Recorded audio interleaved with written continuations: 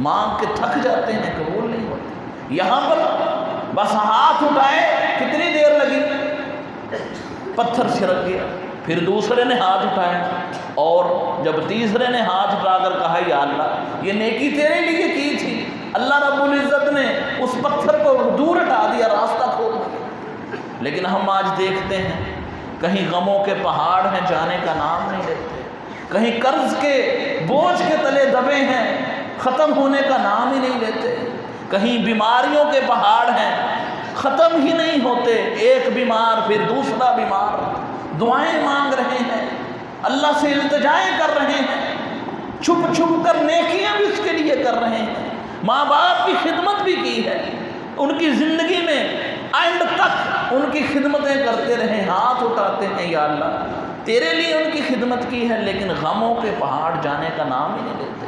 یہاں ہاتھ اٹھے ہیں، پتھر سے رکھ گیا۔ آخر کیا وجہ ہے؟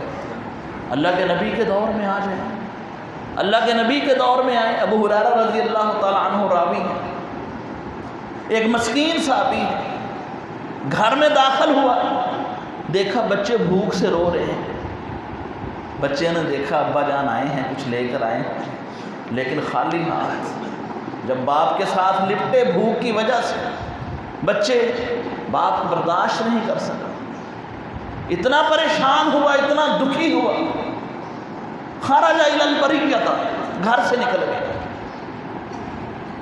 بچے جب لپ کے ان کی بھوک برداشت نہیں، گھر سے نکل گئے، لیکن پیچھے ماں جس کا دل ویسے بھی باپ سے زیادہ نرم ہوتا ہے، وہ کہاں جاتی؟ اب وہ دیکھ رہی ہے بچے بھوک سے بلک رہے ہیں، بچے بھوک سے بلک رہے ہیں، قربان جائے ان کے ایمان پر۔ اس نے کیا کیا؟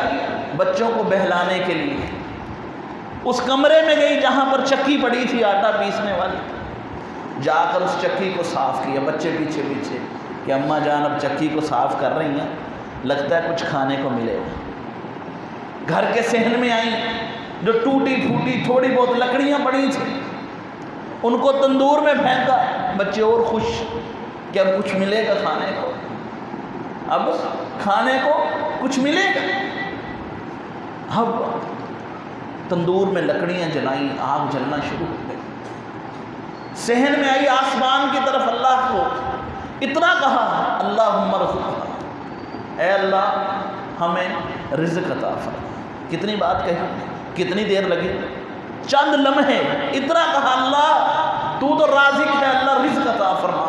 اتنی بات کرنے کے بعد جب کمرے میں پہنچی جہاں پر چکی پڑی تھی، ساری چکی آٹے سے بھر چکی تھی، جلدی سے باہر آئی کہ وہ تندور کے اندر چند ٹکڑے جو لکڑیوں کے جلائے ہیں، اب ان کو اور زیادہ زندہ رکھنے کی ضرورت ہے، یہ نہ ہو آگ بجھ جائے۔ آٹا تو چکی تو بھری پڑی آٹے کے ساتھ۔ جلدی سے جب واپس آئی، آ کر دیکھا تو سارا تندوری روٹیوں سے بھرا ہوا ہے۔ کتنی دیر لگی؟ ہم نہیں اللہ سے رزق کے لیے دعائیں مانگتے کہ یا اللہ پریشان ہے، رزق عطا فرما، اللہ حلال رزق دے، حرام سے بچنے والے ہیں، کتنی دعائیں مانگتے ہیں، صرف اتنا کہا اللہ ہمیں رزق عطا فرما۔ جب دیکھا تندور روٹیوں سے بھرا ہوا ہے، تندور سے روٹیاں لی، دسترخوان بچھایا، اتنی دیر میں والد کے ذہن میں آیا پتہ نہیں اب کیا کیا ہو۔ جب گھر دیکھا بچے دسترخوان پہ بیٹھے روٹی کھا رہے ہیں، آنکھوں سے آنسو جاری ہو گئے، باپ تھا برداشت کیسے کرتا بچوں کی بھوک؟ بیٹھا کہا کہاں سے آیا کھانا؟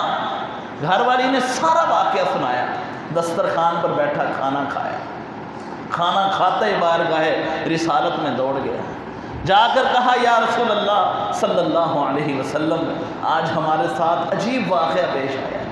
نبی پاک صلی اللہ علیہ وسلم نے ساری بات سنی اور پوچھا اس چکی میں سے جس میں سے آٹا نکالا ہے کچھ باقی چھوڑا ہے کہ سارا نکال لیا؟ کہا یا رسول اللہ برکت سمجھ کر پوری چکی کو صاف کر ڈالا ہے۔ نبی پاک صلی اللہ علیہ وسلم نے فرمایا اگر تم اس چکی کو صاف نہ کرتے قیامت تک تمہارے خاندان سے آٹا ختم نہ ہوتا۔ ہم نے دعائیں مانگتے ہیں، کتنی دعائیں کرتے ہیں، اتنی دعائیں کرتے ہیں، قبول نہیں۔ فالٹ کہاں پر، غلطی کہاں پر ہے؟ آج ہم نے اس غلطی کو ڈھونڈنا ہے۔ ایک شخص مسند احمد کی روایت ہے، رسول اللہ صلی اللہ علیہ وسلم کے پاس آیا، آ کر کہا یا رسول اللہ صلی اللہ علیہ وسلم کئی دن ہو گئے ہیں میرا جوان بیٹا گھر سے غائب ہے، میرا جوان بیٹا گھر سے غائب ہے، اور مجھے جو اللہ